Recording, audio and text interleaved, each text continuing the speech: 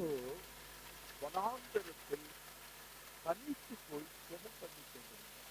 இன்றைக்கும் நம்ம இயேசு கிறிஸ்துவனுடைய ஜெப வாழ்க்கை குறித்து இந்த உலக மனிதர்கள் இயேசு கிறிஸ்து இந்த பூமியில இருந்தபோது 100% தேவனாக இருந்தார், 100% மனிதனாக இருந்தார்.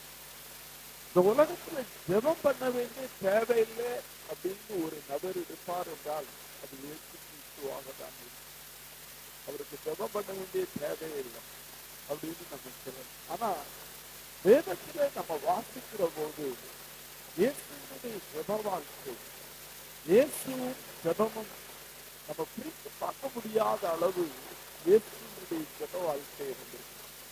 நீங்க லூக்கா 5வது அதிகாரம் 15வது வசனத்தை வாசிக்கிறோம். அவருடைய கீர்த்தி அதிகமாய் பரம்பிட்டு திரளான ஜனங்கள் அவருடைய உபதேசத்தை கேட்பதற்கு அவராலே தாங்கள் பிணிகள் நீங்கி சௌக்கியம் அடைவதற்கும் கூடி வந்தார். இயேசுனுடைய ஊழியத்துல மிக முக்கியமா அவர் பயங்கர பிஸியா இருக்கார். பயங்கரமா சுகமளிக்கும் ஊழியங்கள் நடக்கின்றன, பிரசங்கம் பண்றாரு, உபதேசம் பண்றாரு. ஆனா அதற்கு மத்தியிலே வேதம் சொல்லுகிறது அவரோ வனாந்திரத்திலே தனித்து போய் அவராகவே தனித்து போய் சுகம் பண்ணி கொண்டிருந்தார். நம்முடைய வாழ்க்கையிலையும் நம்ம ரொம்ப பிஸியா இருக்கிற நேரத்துல ஆண்டவரை எதிர்பார்க்கிற ஒரு காரியம், நீங்க தேவனுக்கு கொடுக்க வேண்டிய நேரத்தை கொடுக்கும். அல்லேலூயா. இதே காரியத்தை மார்க் எழுதின சுவிசேஷம் 1வது அதிகாரம் 35வது வசனத்தை வாசிங்க. அவர் அதிகாலையில் இருட்டோடு எழுந்து புறப்பட்டு வனாந்தரமான ஒரு இடத்திற்கு போய் அங்கே ஜெபம் பண்ணினார். காலையில எழுந்து சொல்ல போனா நீங்க அடுத்த வசனங்களை வாசிக்கிற போது சீமோன் தேடுகிறான். நேற்றுக்கெல்லாம் நம்ம கூட பிரசங்கம் பண்ணிட்டு இருந்தார். காலையில யாரோ வந்து தட்டி எழுப்புறாங்க, உங்க போதகர் எங்க, எனக்காக ஜெபம் பண்ணணும் அப்படின்னு தட்டி சீமோனை தட்டி எழுப்புறாங்க. சீமோன் தேடுறாரு, இயேசு எங்க போயிட்டாரு, எல்லாரும் சேர்ந்துதானே படுக்க போனோம் அப்படின்னு சொல்லுகிற போது வேதம் சொல்லுகிறது அவரோ அதிகாலையில் விழித்தோடு எழுந்து புறப்பட்டு வனாந்திரமான ஒரு இடத்திற்கு போய் ஜெபம் பண்ணினார் அப்படின்னு தூங்குறப்பவும் காலையில எழுந்துறப்பவும் இயேசுனுடைய வாழ்க்கையில ஜெபம். வேதம் சொல்லுகிறது அவர் தனித்து போனார். ஒரு பெரிய கூட்டம் இயேசுவை பின்தொடர்கிறது, நிறைய சீசர்கள் இயேசுவை பின்தொடர்றாங்க. ஒரு பெரிய திரள் கூட்டம் மல்டிடியூட்ஸ் அப்படியே பின்தொடர்றாங்க இயேசுவை. ஆனா வேதம் சொல்லுகிறது இல்லை, மிக பயங்கரமான இந்த பிஸியான அலுவல்களின் மத்தியிலும் இயேசு வனாந்திரத்திலே தனியாக போய் ஜெபம் பண்ணி கொண்டிருந்தார் என்று வேதம் சொல்லுகிறது. எத்தனை பேர் இருக்கிறீங்க? நம்முடைய வாழ்க்கையிலும் நமக்கு நிறைய பிஸியான காரியங்கள் இருக்கலாம். ஆனா அதுக்கு மத்தியில ஆண்டவர் நமது மத்தியிலே அவரோடு நம்ம தனித்திருக்கிறார்கள் தேவை. நம்ம எத்தனை பேர் விசுவாசிக்கிறீங்க? அல்லேலூயா. அவரோடு தனித்திருக்கிற பழைய ஏற்பாட்டுல ஒரு மனிதன் ஆண்டவரோடு தனித்திருந்ததை வேதம் சொல்லுகிறது. ஆதியாகமம் 32வது அதிகாரம் 24வது வசனத்தை யாராவது எடுத்தவங்க வாங்க. யாக்கோபு திரும்பி தனித்திருந்தான். அப்பொழுது ஒரு புருஷன் பொழுது விடியும் அளவும் அவனுடனே போராடி, யாக்கோபு திரும்பி தனித்திருந்தான். யாக்கோபு யாப்பேத்து நதியின் கரையிலே அவன் திரும்பி தனித்திருந்தான். என்றைக்கோ ஒரு நாள் அவனுடைய அண்ணனை ஏமாத்தினான். இப்ப மாமனார் வீட்டுக்கு போய் பல வருஷம் தாண்டி திருமணம் ஆகி பிள்ளைகளை பெற்று அவன் திரும்ப தன்னுடைய தேசத்திற்கு வருகிற போது அவனுடைய அண்ணன் ஏசா 400 பேரை கூட கூட்டிக் கொண்டு வருகிறான். இவனை எதிர்கொள்வதற்கு 400 பேர் வர்றாங்க. யாக்கோபுக்குள்ள ஒரு பயம் ஏற்படுகிறது. எங்க அண்ணன் பல ஆண்டுகளுக்கு முன்பாக சொன்ன சபதம் ஒன்று உண்டு, நான் யாக்கோபை கொலை செய்வேன். அவன் தன்னுடைய உயிருக்கு பயந்தவனான். தன்னுடைய மனைவிகளை பிள்ளைகளை எல்லாம் அவன் நாட்டுக்கு அக்கறைப்படுத்தி விட்டு அப்படியே போய் தனிச்சிருக்கிறான். நான் என்ன செய்யணும்னு தெரியல. யாக்கோபு அவன் தனிச்சிருக்கிறான். அவனுக்கு யாருக்குமே பேச முடியல. அவனுக்கு யாருக்குமே ஷேர் பண்ண தெரியல. வாழ்க்கையில ஒரு பெரிய பயம். இதுவரைக்கும் வாழ்ந்த வாழ்க்கையில அவன் எல்லாவற்றையும் இழந்து விடுவானோ என்கிற ஒரு பெரிய பயம். வேதம் சொல்லுகிறது, அவன் போய் தனித்திருந்தான். பாருங்க, தனித்திருந்த போது வேதம் சொல்லுகிறது ஆண்டவர் இறங்கி வந்தார். அவனுக்கு தெரியல, அவன் தனித்து போய் ஏற்கனவே அவன் உயிருக்கு பயந்துட்டு இருக்கிறான். திடீர்னு ஒரு மனிதன் வருகிறான். அவன்கிட்ட யாக்கோபு சண்டை போட ஆரம்பிக்கிறான். அவன் பயங்கரமா சண்டை போடுகிறான். யாக்கோபு தன்னுடைய முழு பலத்தோடு சண்டை போடுகிறான். நீங்க வேதத்தை வாசித்து பார்த்தீங்கன்னா அந்த மனிதன் யாக்கோபை மேற்கொள்ள முடியல. நீங்க அந்த பகுதியை வாசித்து பார்த்தீங்கன்னா அது யாருக்கு வேதம் சொல்லுகிறது. நீங்க வாசித்து பாருங்க, 30வது வசனம் சொல்லுகிறது, நான் தேவனை முகமுகமாக கண்டேன் என்று யாக்கோபு சொல்றான். ஒரு மனிதன் தனித்திருக்கிற போது ஆண்டவர் ஒரு சாதாரண மனிதராக நமது மத்தியில் இறங்கி வருகிறார். எத்தனை பேர் விசுவாசிக்கிறீங்க? ஒரு மனிதன் தனித்து தேவ சமூகத்திலே போராடுகிற போது, அவன் எல்லாவற்றையும் விட்டு தேவ சமூகத்தில் இருக்கிற போது, வேதம் சொல்லுகிற ஒரு சாதாரண நபரை போல தன்னை பலவீனப்படுத்திக் கொண்டு ஆண்டவர் இறங்கி வந்தார். எத்தனை பேர் விசுவாசிக்கிறீங்க? நம்முடைய வாழ்க்கையில நம்ம தேவ சமூகத்திலே தனித்திருக்கிற போது நமக்கு மத்தியிலே இறங்கி வருகிற ஒரு சர்வ வல்லவர் இருக்கிறார். எத்தனை பேர் விசுவாசிக்கிறீங்க? கரங்களை உயர்த்தி ஒரு அல்லேலூயா சொல்லுங்க. ஆமென், அல்லேலூயா. வேதம் சொல்லுகிறது, வேதம் சொல்லுகிறது, நீங்க வாசித்து பார்த்தீங்கன்னு சொன்னா ஆண்டவர் சர்வ வல்லவர் இறங்கி வந்தார். யாக்கோபு போராடுகிறான். அவனை மேற்கொள்ள முடியாததை கண்ட உடனே ஆண்டவர் அவனுடைய தொடைச்சந்தை தொட்டார். அவன் காலு துளுக்கிட்டு அவனால நடக்க முடியல. அவன் புரிந்து கொண்டான், இவர் சாதாரணமானவர் அல்ல. அவரு சொல்றாரு, பொழுது விடுகிறது, நான் போகட்டும் அப்படின்னு சொன்னா யாக்கோபு தெரிவிக்கிறார், நீ சாதாரணமானவர் அல்ல, என்னை ஆசீர்வதியும், என்ன ஆசீர்வதியும். பாருங்க, யாக்கோபு என்ன ஜெபிச்சிருக்கணும். என்னுடைய அண்ணன் என்ன கொலை செய்ய வருகிறார், பயமா இருக்கு, நான் வாழணும், என்னுடைய பிள்ளைங்க வாழணும், என்னுடைய மனைவி வாழணும். அவன் அதற்காக தான் அன்னைக்கு ஆண்டவருடைய சமூகத்துல வந்தான். என் உயிர் தப்பணும், என் பிள்ளை தப்பணும், என் மனைவி உயிர் தப்பணும். ஆனா அவன் ஆண்டவரை பார்த்த உடனே, அந்த சர்வ வல்லவரை பார்த்த உடனே அவன் கேட்கிறான், நீர் நீ ஆசீர்வதி. எத்தனை பேர் இருக்கிறீங்க? ஜெப அறைகளிலேதான் ஆண்டவர் நம்மை ஆசீர்வதிக்கிறார். எத்தனை பேர் இருக்கிறீங்க? நம்ம தேவனோடு தனிமையா இருக்கிற வேலைதான் ஆசீர்வாதம் நம்முடைய வாழ்க்கையில வெளிப்படுது. ஒரு அல்லையா சொல்லுங்க. யாக்கோபு எத்தனையோ முறை உழைச்சவன், யாக்கோபு எவ்வளோ கடினப்பட்டு உழைச்சவன். ஆனால் வேதம் சொல்லுகிறது, அவன் அந்த அறையில் ஆண்டவரை சந்தித்த போது சொன்ன, ஆண்டவரே நீர் என்னை ஆசீர்வதித்த, ஆண்டவர் நீர் என்னை ஆசீர்வதித்தாலுடைய நான் உண்மை போக விடேன் அப்படின்னு என்ன செஞ்சுக்கிறான் அப்படின்னா, தன்னியோடு ஆண்டவர் நமக்கு நிறைய வேலைகள் செய்கிறது. நம்ம தனிமையா இருக்கிற போது நம்மை ஆசீர்வதிக்கிற ஒரு கரம் அந்த இடத்துல இறங்கி வருகிறது. அவன் யாக்கோபு உயிருக்கு பயந்தவனாய் அந்த இடத்துல போனான். யாக்கோபு உயிருக்கு பயந்தவனாய் யாப்பைக்கு நதிக்கரையில போனவன் திரும்பி வேதம் சொல்லுகிறது, ஒரு ஆசீர்வதிக்கப்பட்டவனாய் திரும்ப வந்தான். எத்தனை பேர் விசுவாசிக்கிறீங்க? தேவனோடு தனித்திருக்கிற இடம் தான் நம்முடைய வாழ்க்கையிலே ஆசீர்வாதத்தின் ஊற்றாய் கர்த்தர் மாற்றி கொடுப்பார். நம்ம கரங்களை உயர்த்தி ஒரு அல்லேலூயா சொல்லுங்க. நிறைய வேலையில நம்ம நினைக்கிறோம் ஆசீர்வாதத்தின் ஊற்று கடின உழைப்புல இருக்கிறது, வேலையில இருக்கிறது. உண்மைதான், நம்மள ஆண்டவர் அப்படியெல்லாம் ஆசீர்வதிக்கிறார். ஆனா உண்மையான ஊற்று தேவனுடைய கரத்தில் இருக்கிறது. எந்த மனுஷன் ஆண்டவருடைய சமூகத்துல தனித்திருக்கிறானோ, தன்னுடைய பிரச்சனைகளின் மத்தியில ஆண்டவருடைய சமூகத்தில் தனித்திருக்கிறானோ, அவனை ஆசீர்வதிக்கும்படி சர்வ வல்லவருடைய கரம் சாதாரணமாய் இறங்கி வருகிறது. விசுவாசிக்கிறவங்க கரங்களை உயர்த்தி ஒரு அல்லேலூயா சொல்லுங்க. அல்லேலூயா. ஒரு ராத்திரி யாக்கோபினுடைய வாழ்க்கையை மாற்றுகிற ராத்திரியாய் மாறி எத்தனை பேர் இருக்கிறீங்க? அல்லேலூயா, அல்லேலூயா. நீங்க தொடர்ந்து இயேசு கிறிஸ்துவினுடைய வாழ்க்கையில தேவன் சொல்லுகிறது, அவர் தனித்திருந்தார், அவர் ஜெபம் பண்ணினார். அடுத்ததாக அவரை குறித்து நம்ம வாசிக்கிறோம். லூக்கா 6வது அதிகாரம் 12, 13 வசனங்களை வாசிக்கிறோம். லூக்கா 6, 12, 13. அந்நாட்களிலே அவர் ஜெபம் பண்ணிபடி ஒரு மலையின் மேல் ஏறி முழுவதும், ஒரு இரவு முழுவதும் அவர் தேவனை நோக்கி ஜெபம் பண்ணி கொண்டிருந்தார். பொழுது விடிந்த போது அவர் தம்முடைய சீஷர்களை வரவழைத்து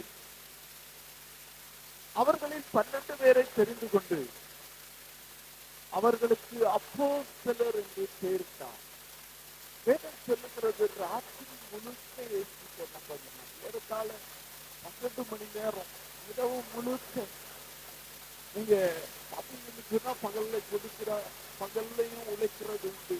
ஆனா ராத்திரி தூங்காம உழைக்கிறது என்பது ரொம்ப கடினமான ஒரு காரியம். இரவு வேலை பார்க்கிறது என்பது ரொம்ப கடினமான ஒரு காரியம். ஆனா வேதம் சொல்லுகிறது, இரவு முழுவதும், ராத்திரி முழுக்க இயேசு மலையில இதற்காக ஜெபம் பண்ணினார் என்பதை அடுத்த வேத பகுதி சொல்லுகிறது. பொழுது விடிந்தபோது அவர் தம்முடைய சீஷர்களை வரவழைத்து அவர்களில் 12 பேரை தெரிந்து கொண்டு அவர்களுக்கு அப்போஸ்தலர் என்று பெயரிட்டார். பாருங்க, இயேசுக்கு எல்லாரையும் தெரியும். ஒரு திரள் கூட்டம் இயேசுவை பின்பற்றுகிறது. ஆனா எல்லாருடைய இருதயம் எப்படி இயேசுக்கு நல்லா தெரியும். இயேசு நினைச்சிருந்தா 12 பேரை சாதாரணமாக பிரதர் நீங்க வாங்க, பிரதர் நீங்க வாங்க, பிரதர் இயேசு செலக்ட் பண்ணியிருக்க முடியும். அவர் அப்படி செய்திருக்க முடியும். ஈஸியா 12 பேரை செலக்ட் பண்ணியிருக்க முடியும். அந்த சிராசிரங்களை படித்த ஆண்டவருக்கு எல்லாம் பண்ணியிருக்க முடியும். இங்க யோவான் எழுதின சுவிசேஷம் 17வது அதிகாரத்துல இயேசுவினுடைய ஆசாரியத்துவ ஜெபத்தை நம்ம பார்க்கணும். அங்க அவர் சொல்லுகிறத வாசிங்க. 17வது அதிகாரம் 6வது வசனத்தை வாசிங்க. நீர் உலகத்தில் தெரிந்தெடுத்து எனக்கு தந்த மனுஷருக்கு. நீங்க நல்லா கவனிங்க, இயேசு ஜெபத்தில் என்ன செய்தார் என்று வேதம் சொல்லுகிறது.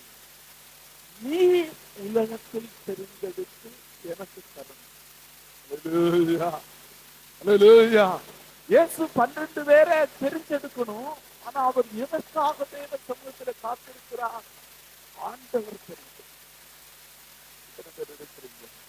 அவர் ஆண்டவரை சார்ந்திருக்கிறார்.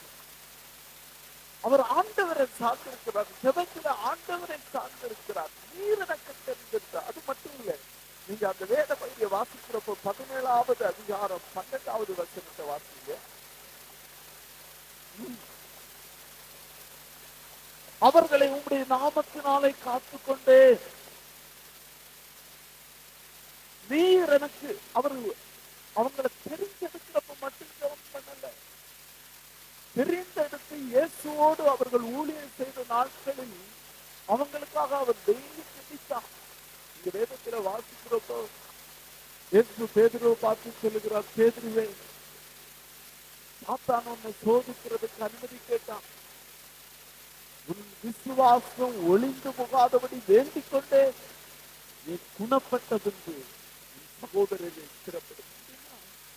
சத்ரு என்ன குற்றங்களை தன்னுடைய பிள்ளைகளுக்கு விரோதமாய், தன்னுடைய சீசர்களுக்கு விரோதமாய் வைத்திருக்கிறான் என்பது ஆண்டவர் அறிந்திருந்தார். அவர் சொல்றாரு, கேட்கும் மகனாகிய ஒருவன் வேத வாக்கியம் நிறைவேறத்தக்கதாக செத்து போனே அல்லாமல் ஒருத்தனை அவர் அழித்துக்கிறார். எப்படி அவர் பாதுகாத்தார்? தன்னுடைய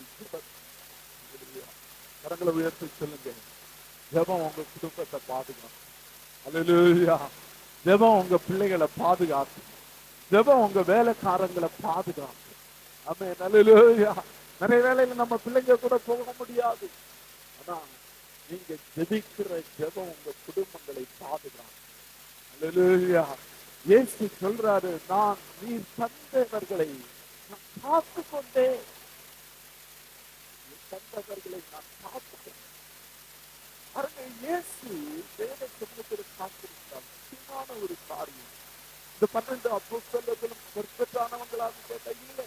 நிறைய பேர் படிப்பறிவு இல்லாதவங்க, நிறைய பேர் திறமை இல்லாதவங்க, நிறைய பேர் மறுதளிச்சவங்க, நிறைய பேர் பலவீனமானவங்க, நிறைய பேர் போராட்டத்தில் விழுந்து போனவங்க. ஆண்டவர் நமக்கு அவர்களை பெரிது செய்து தருகிற போது அதை ஆண்டவர் ஆசீர்வதிக்க வேண்டும். எத்தனை பேர் விசுவாசிக்கிறீங்க? கரங்களை உயர்த்தி ஒரு அல்லேலூயா சொல்லுவோமா? அல்லேலூயா. அவன் ஆண்டவருடைய சமூகத்துல காத்திருந்தான். இயேசு 12 பேரை தெரிந்தெடுக்கிறதுக்கு ஏன் 12 மணி நேரம்? யோசிச்சு பாருங்க. அது ராத்திரி ஆகிறப்போ சரீரம் எல்லாம் கடந்து நம்ம சரீரம் எல்லாம் சோர்வடைஞ்சிருக்கு. அவனுடைய சமூகத்தில்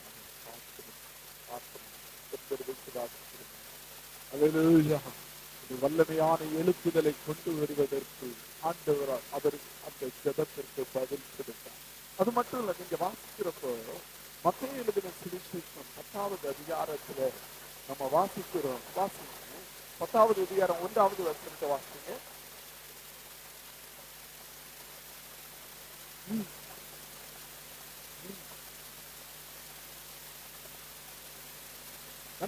நீங்க அந்த 12 பேரும் அதிகாரம் உள்ளவர்களாய் மாறினார். பிசாசின் மேல, வியாதியின் மேல அதிகாரம் உள்ளவர்களாய் கர்த்தர். நம்ம வாழ்க்கையில் சில காரியங்களுக்காக நீர் உனக்கு தெரிந்தெடுத்து தருவீர். சில வேளையில உங்க பிள்ளைங்களுடைய திருமணம், சில வேளையில வேலை காரியமாக, சில வேளையில சில காரியங்களுக்காக நீங்கள் பல நாட்கள் போராடி கொண்டிருக்கலாம். பிள்ளைங்களுடைய படிப்பு காரியமாக இருக்கலாம். நீங்க வேத சமூகத்திலே காத்திருக்கிறீர்கள். அந்த உங்களை சரியாய் நடத்துகிறேன். எத்தனை பேர் விசுவாசிக்கிறீங்க? கரங்களை உயர்த்தி ஒரு அல்லேலூயா சொல்லுவோம். அல்லேலூயா. வேதம் சொல்லுகிறது, நீங்க பாருங்க, அந்த ஜெபம் முடிச்சு இறங்கி வந்த உடனே வேதம் சொல்லுகிறது, வரவழைத்து அவர்களை தெரிந்து கொண்டு அவர்களுக்கு அப்போஸ்தலர் என்று பேர். ஆமென். அல்லேலூயா. ஆமென். அல்லேலூயா. அல்லேலூயா. தொடர்ந்து நம்ம வாசிக்கிற போது லூக்கா சுவிசேஷம் 9வது அதிகாரம் 28, 29 வசனமா.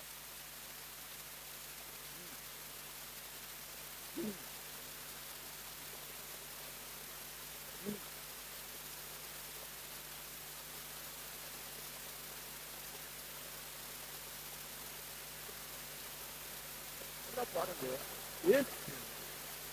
ஒரு மலைக்கு மேல 3 சீசர்களை தூக்கிக் கொண்டு ஏறுகிறார்.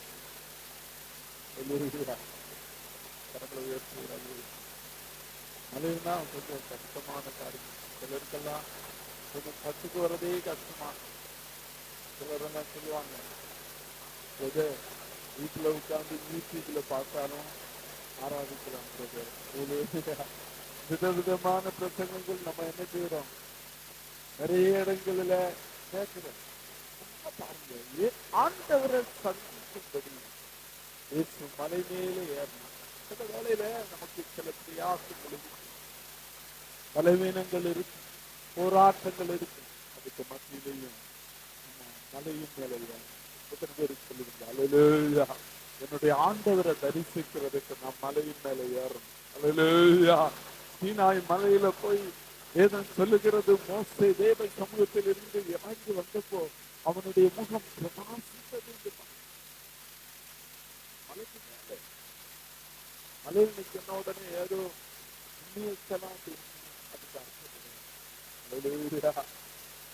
எவ்வளவுக்கு எவ்வளவு தொந்தரவில்லாத ஒரு இடத்துல மலைக்கு மேல அவர் போய், நீங்க அந்த வேத பகுதியை வாசிக்கிறப்போ வாசிங்க,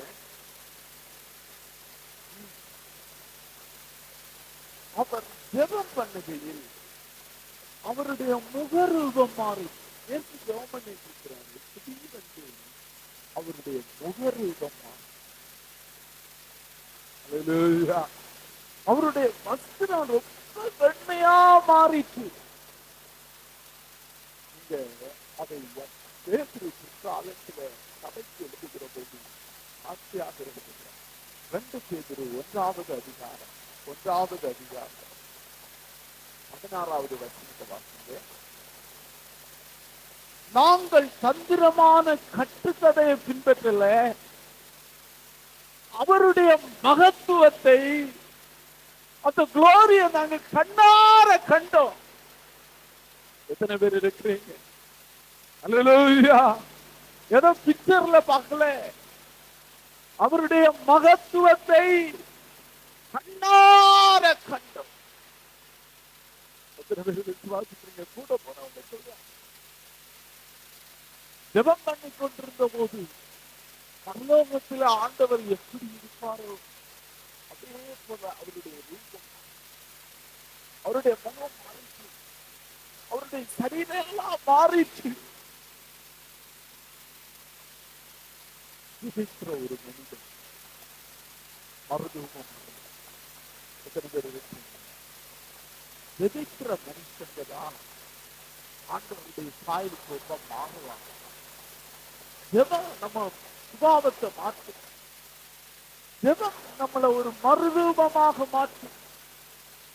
ஜெபம் நம்மளை வேற ஒரு மனிதனா மாற்றும்.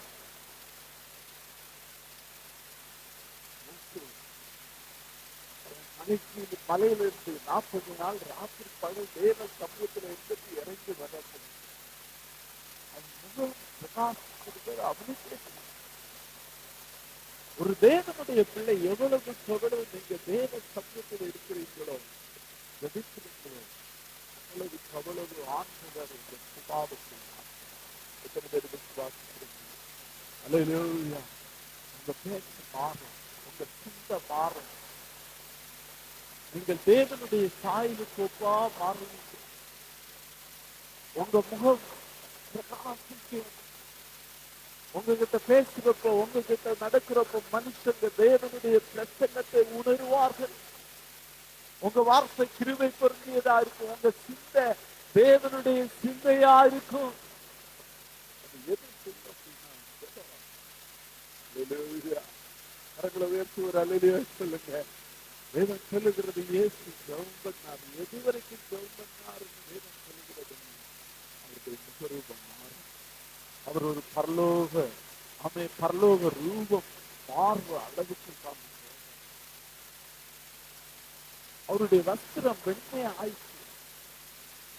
அன்னையப்பாட்டு தீர்க்கதரிசியாக எளியாவும் முத்தேவும் இறங்கி வந்து அவர்கிட்ட பேசுறாங்க. ஜெபத்தில்தான் ஆண்டவர் தம்முடைய திட்டங்களை கரங்களை உயர்த்தி ஒரு அல்லேலூயா சொல்லுங்க. ஜெபிக்கிற மனுஷனுக்கு ஆண்டவர் தம்முடைய திட்டங்களை பேசுகிறார், தம்முடைய ரகசியத்தை. ஜெபிக்கிற மனிதனுக்குள்ளத ஆண்டவர் ஒரு பாரத்தை சபையில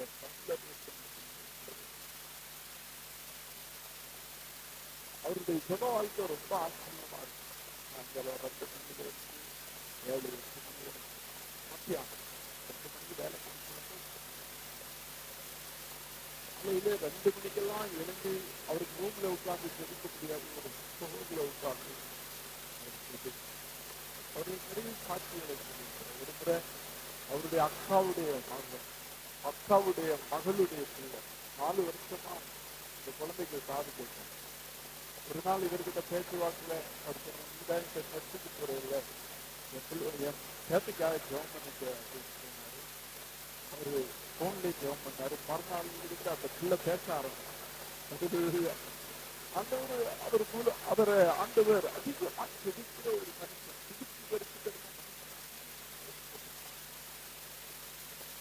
அந்த டைம்ல பாத்தீங்கன்னு சொன்னா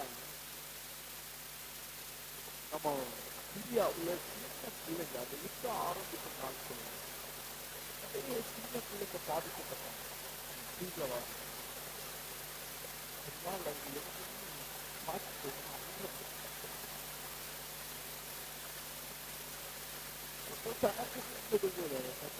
யாருக்கு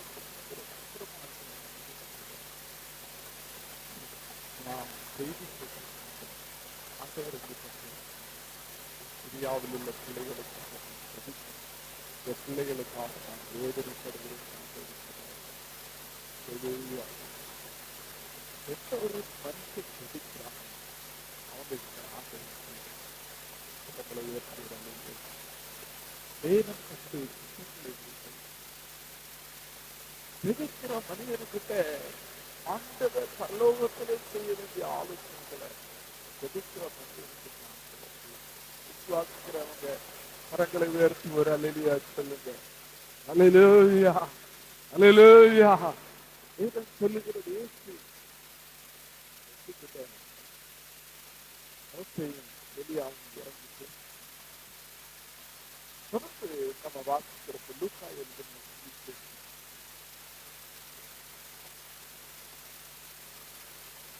22வது அதிகாரம் 22வது அதிகாரம் 39 வாசம். வழக்கத்தின்படி ஒலிவ மலைக்கு போனேன். இந்த வசனத்தை நம்ம நல்லா பண்ணிக்கணும். வழக்கத்துக்கு நிறைய பேருக்கு பிரச்சனை வந்தாதான் மலை ஏறுவாங்க. எத்தனை பேர் இருக்கிறீங்க? பிரச்சனை வந்தாதான் உபவாசம் பண்ணுவாங்க. பிரச்சனை வந்தாதான் ஜெபம். ஆனா வேதம் சொல்லுகிறது வழக்கத்தின்படி ஒலிவ மலைக்கு, வழக்கத்தின்படி ஒலிவ மலைக்கு. அவர் சொன்னதை பார்த்தீங்க. அவருடைய சீசரும் அவரோடு கூட போனார்கள். அவரிடத்தில் சேர்ந்த பொழுது அவர்களை நோக்கி, நீங்கள் சோதனைக்குட்படாதபடி ஜெபம் பண்ணுங்கள் என்று சொல்லி அப்புறம் போய் முழங்கார் படியிட்டு வாசிங்க. 42வது வசனத்தை வாசிங்க. நமக்கு சித்தமானார்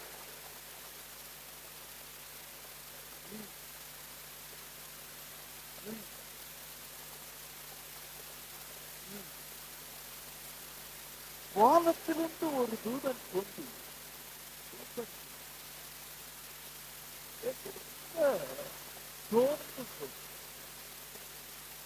இதற்காக தான் வந்தா மனுக்குலத்தின் பாவத்திற்காக மறிக்கும்படி வந்த இயேசு சொல்லி அந்த சோதனைகளை எல்லாம் அறிந்தவராய் அவர் கொடுக்கிறார். ஆண்டவரே பிதாவே உமக்கு சித்தமானார் இந்த பாத்திரம் என்னை விட்டு நீங்கும்படி செய்யும் அப்படின்னு போய் அவர் செதுக்கிறார். ஆயினும் என்னுடைய சித்தத்தின்படி எல்லாம் உங்களுடைய சித்தத்தின்படி ஆக்கிவிடான்.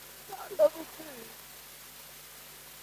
அந்த பயம், அந்த நெருக்கம், அந்த அழுத்தம். நீங்க அடுத்த வசனம் சொல்லுகிறது, அப்பொழுது வானத்திலிருந்து ஒரு தூதன் தோன்றி அவரை பலப்படுத்தினார்.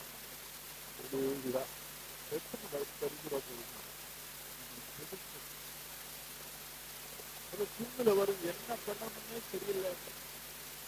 ரொம்ப அழுத்தத்தில் இருக்கிறார். வேதம் சொல்லுகிறது அவர் போய் ஜெபிக்கிறார். ஆண்டவரே சுத்தமானார் அப்படின்னு ஜெபிக்கிறார். வேதம் சொல்லுகிறது வானத்திலிருந்து ஒரு தூதன் அவரை பலப்படுத்தினார். அல்லேலூயா. எத்தனை பேர் சொல்லுங்க ஜெபம் நம்மை பலப்படுத்தும்? அல்லேலூயா.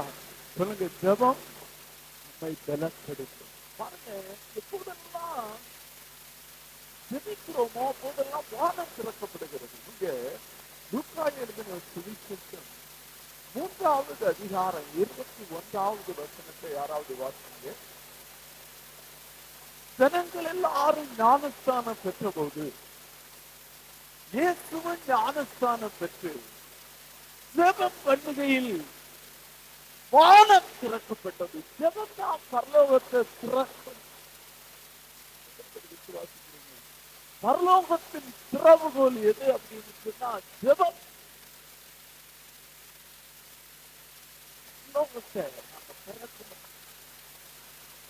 பரலோகத்தின் ஆசீர்வாதங்களின் திறவுகோல் எதுன்னு கேட்டா ஜெபம் தான். கடையில ஏறி என்ன ஜெபித்தார் என்று கூட வேதம் சொல்லல. ஞானஸ்தானம் பெற்று கரையேறி எபித்தார் என்று வேதம் சொல்லுகிறது. ஆனால் பதில் உடனே வருகிறது. வானம் திறக்கிறது, பரிசுத்த ஆவியான ஒரு புறாவை போல் இறங்குகிறான். வானத்திலிருந்து ஒரு சத்தம் உண்டாகும், நீர் என்னுடைய நேசகுமாரன், உண்மையில் நான் பிரியமாயிருக்கிறேன் என்று ஆண்டவர் தேவனுடைய பிள்ளை பூமியிலே இருந்து நினைக்கிறது. பரலோகம் திறந்து நமக்காக பேசும். கரங்களை உயர்த்தி ஒரு அல்லேலூயா சொல்லுங்க. அல்லேலூயா. பரலோகம் பேசும்.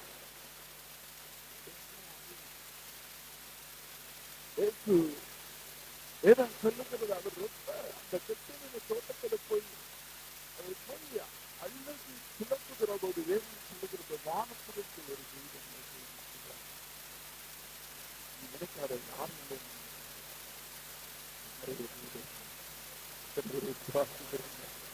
அல்லேலூயா. கரங்களை கட்டி ஆமென். அல்லேலூயா. ஆண்டவரும் கூட இருக்கிறார். ஆமென். பலப்படுத்துகிறவர், பலப்படுத்துகிறவர்.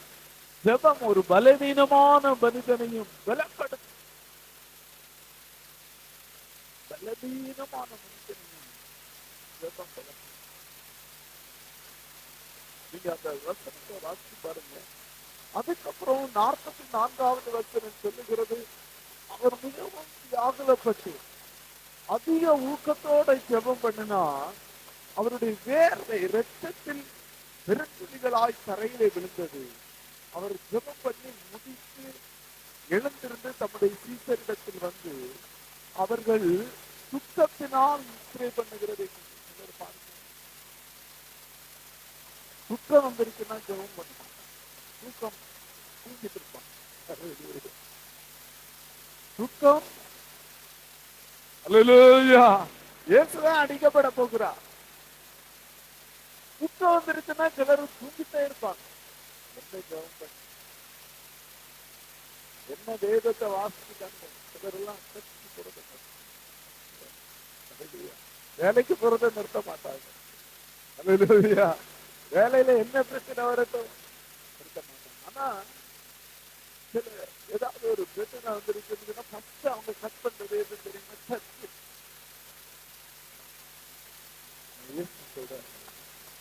உங்களுக்கு சோதனை வர்றப்பதான் நீங்க அதிகமா சொல்லணும். கரங்களை உயர்த்தி ஒரு அல்லேலூயா சொல்லுங்க. உங்க வாழ்க்கையில போராட்டங்கள் வருகிறப்பதான் நீங்க அதிகமா சொல்லணும். சோதனைக்கு உட்படாதபடி இயேசு அவ்வளவு பெரிய சோதனை எப்படி தாண்டி போனார் என்று வேதம் சொல்லுகிறது.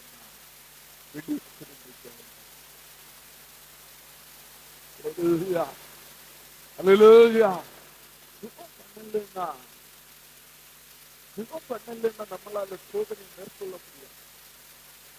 உலகத்துல வர்ற எல்லா பிரச்சனைகளையும் நம்ம பார்த்துட்டு இருந்தோம்னா, ஜெபம் பண்ணலன்னா அதை மேற்கொள்ளுகிற பலன் இருக்காது. இயேசு அப்படியான சீசர்களுக்கு கற்றுக் கொடுக்கிற விழித்திருந்து ஜெபம் பண்ணுங்க, விழித்திருந்து ஜெபம் பண்ணுங்க. கரங்களை உயர்த்தி ஒரு அல்லேலூயா சொல்லுங்க. அல்லேலூயா. நான் இந்த வேத பகுதியில இயேசு எங்கெல்லாம் ஜெபம் பண்ணாரு அந்த இடத்துல எல்லாம் அதிகமா பார்க்கிற ஒரு காரியம் வானம். வானத்திலிருந்து ஒரு சத்தம் உண்டான். வானத்தில நடந்தது. அல்லேலூயா. நல்லா கம்பிங்க. நம்ம ஜெபிக்கிற போது பரலோகத்தில் சில காரியங்கள் நமக்கு நடக்கும். விசுவாசிக்கிறவங்க கரங்களை உயர்த்தி ஒரு அல்லேலூயா சொல்லுங்க. அல்லேலூயா. அல்லேலூயா. நம்ம ஜெபிக்கிற போது பரலோகம் ஏதோ ஒன்றை செய்கிறது. சில வேளையில நம்ம உடனே கண்ணுக்கு தெரியாம இருக்கலாம். பரலோகம் சிலவற்றை நமக்காக இயேசுனுடைய ஜெபம் ஏதோ திடீர்ந்து ஆபீஸுக்கு போற நேரம் திடீர்னு மழைக்கால் நின்று ஐயா சோத்திரம் பாய் பாய் பரலோக தேவனை அவருடைய மகிமையை மாற்றுவதற்கு அவர் உட்கார்ந்து அமை பரலோகத்திலிருந்து பதில் கிடைக்கிற வரைக்கும் அவர் உட்கார்ந்து ஜெபம் பண்ணினார். அவருடைய லைஃப் பாருங்க. அவ்வளவு பெரிய ஆண்டவர் பூமியில இருந்த நாட்களே அவ்வளவு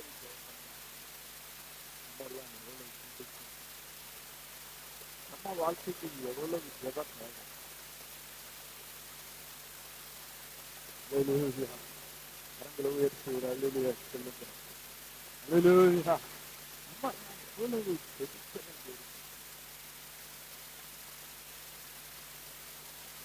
அவரு ஜெபங்கிறது ஜஸ்ட் ஒரு சேவை மட்டும் இல்லை. இயேசுவை பொறுத்தவரைக்கும் அவர் செபிக்கப்போ கற்றுக் கொடுக்கிறார்.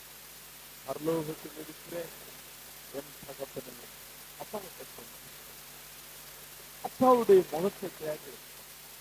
நீங்க பாருங்க, இயேசுக்கு பதில் கொடுத்த அநேக பதில்கள் இப்படிதான் இருக்கிறது. இவர் என்னுடைய நேசக்தி. எத்தனை சொல்றீங்க? அல்லேலூயா, அல்லேலூயா. ஆண்டவர் அப்படிதான் பதில் கொடுக்கிறார். இவர் மேல் நான் பிரியமா இருக்கிறேன், இவர் என்னுடைய நேசம் இல்லை. நிறைய வேளையில அதெல்லாம் இயேசு ஜெபத்துக்கு பதில் கிடையாது. ஆண்டவர் வெளிப்படுத்த, ஆண்டவர் தனக்கும் தன்னுடைய பிள்ளைக்கு இருக்கிற உறவை வெளிப்படுத்த. ஜெபம் தான் நமக்கு ஆண்டவருக்கும் நமக்கும் இடையில இருக்கிற உண்மையான உறவை வெளிப்படுத்தும். எத்தனை பேருக்கு விசுவாசிக்கிறோம்? அல்லேலூயா. ஜெபம் தான் நமக்கும் ஆண்டவருக்கு இடையில இருக்கிற உறவை வெளிப்படுத்தும்.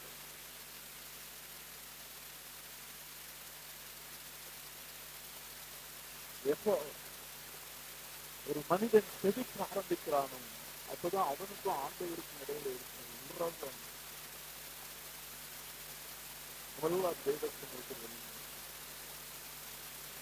இயேசு ஒரு மாடலா வச்சிருக்கேன்.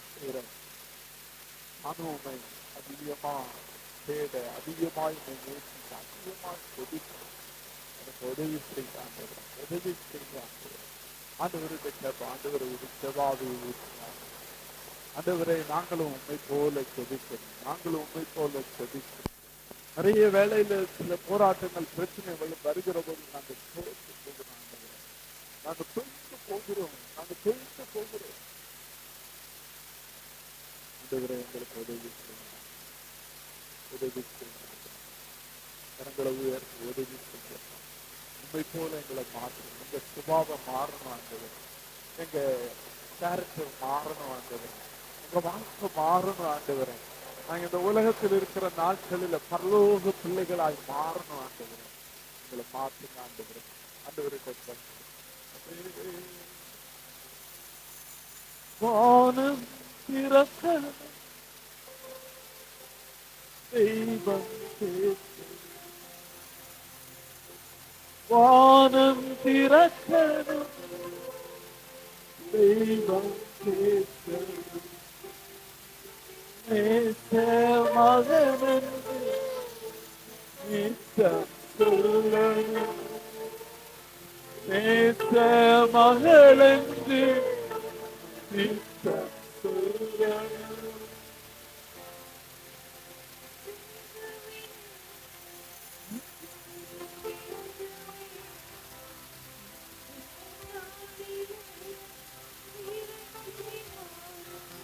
நிறைய வேளையில பிசாசு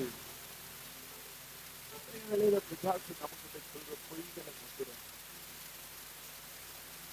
நிறைய வேளையில மனுஷங்க பேசுற சில காரியங்களை கூட நம்ம காதுகள்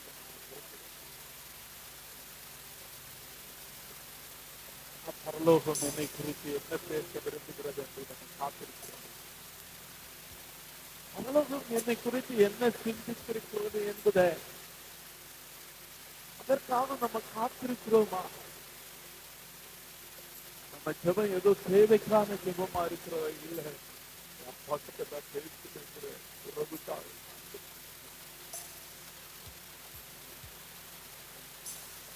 வானம் திறக்கணும் தெய்வம் பேசணும், வானம் திறக்கணும் தெய்வம் பேசணும், நேச மகனுக்கு நித்தம் சொல்லணும், நேச மகனுக்கு நித்தம் சொல்லணும். மேகமே மேகமே நாளிலே இறங்கி வாருமே, மேகமே மேகமே போதுமே எல்லாம் நடக்கும்.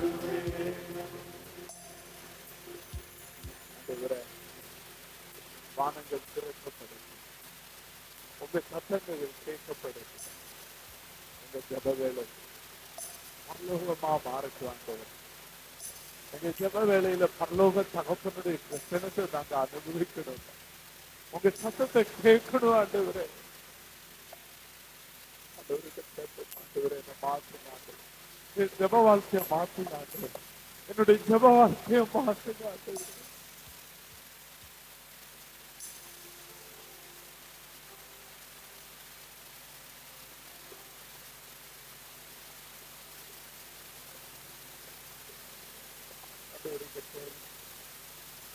வாழ்க்கை மாறணும், வாழ்க்கை மாறணும். உங்களோட செலவிடுற நேரம் மாறணும். ஆண்டவர் இந்த ராத்திரி வேளையிலே கட்டளையிடுவீராக, ஒரு ஜெப வாஞ்சையை கட்டளையிடுவீராக. எல்லா தடைகளும் நசரேயனாகிய இயேசுவின் நாமத்தினாலே மாறி போவதா. கொஞ்சம் கரங்களை கட்டி அந்நிய பாஷையில நிரம்பி ஜெபம் பண்ணுவோம். ரீகா தாராபா எல்லா பலவீனப்படுத்துகிற ஆவிகள் ஓ ஜெபங்களுக்கு விரோதமாக, ஜெபத்திலே எழும்புவதற்கு விரோதமாக, தேவனுடைய சத்தத்தை கேட்பதற்கு விரோதமாக, ஓ வானத்தின் ஆமே வானத்தின் ஓ ஆசீர்வாதங்களை பெறுவதற்கு விரோதமாய் நீ செய்கிற எல்லா பொல்லாத கிரியைகளும் முறியடிக்கப்படுவதா, முறியடிக்கப்படுவதா. தரபா தரபா தரபா ரத்ததுரு சகரபா துரு சகரபா தரபா ஓ ரிகந்தரபா ரகடபா ஓ சகரபா தீரபா பாபா.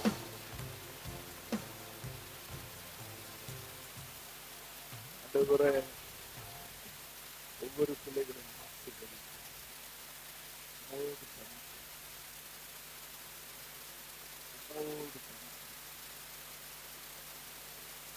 மேலே ஏறி எல்லாரும்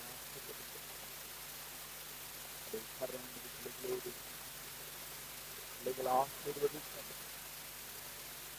பிள்ளைங்க வாழ்க்கையில பெரிய காரியங்களை செய்கிறார்.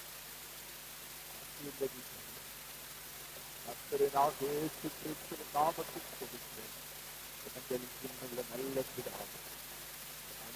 ஆத்மாவே முழுமே அவருடைய பரிசுத்த நாமத்தை என் ஆத்மாவே கர்த்தரை ஸ்தோத்திரி, கர்த்தர் செய்த சகல உபகாரங்களை மறவார். ஆமென். பிதாவாகிய தேவனுடைய அன்பு, கர்த்தராகிய இயேசு கிறிஸ்துவின் கிருபை, பரிசுத்த ஆவியானவருடைய அந்யோன்ய ஐக்கியம் சதா காலங்களில் இருக்கிறார். அல்லேலூயா, அல்லேலூயா, அல்லேலூயா. கர்த்தர்களை ஆசீர்வதிக்கிறார், சமாதானம் கொடுக்கிறார்.